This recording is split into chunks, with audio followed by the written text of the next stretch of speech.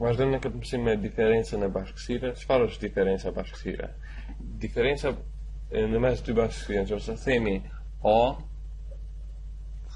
diferencë B, që është diferenca e këtë simbol, atëherë ky simbol do të thotë diferencë apo pa.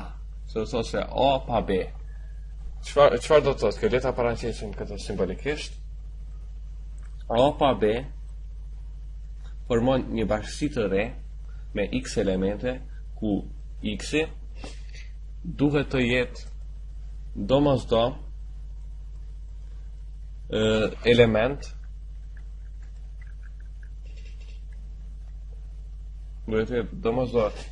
i bashkësisë A, dhe kushti tjetër është që x-i të mos jetë element i bashkësisë B. Çfarë do të thotë kjo? Le të marrim një shembull dhe do e kuptojmë më mirë.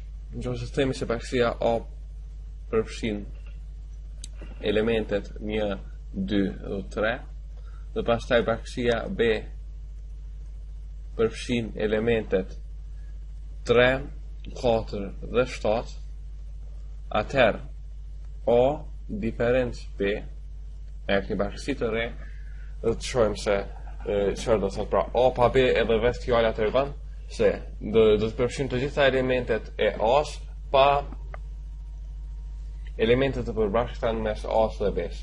Pra, njëshin po, dyshin po, mirë po treshin nuk e përfshin, pasi që treshi ndodhet edhe në bashkësinë B.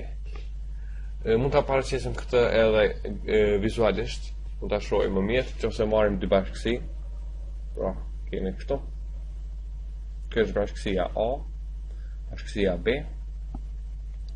Dhe tani elementet e bashkësisë A, pra njëshi, dyshi, treshi është i përbashkët, dhe na mbetet katërshi me shtatëshi.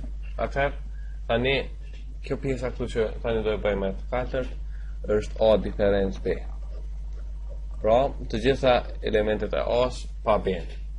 Kjo është A diferencë B. Mirupafshim.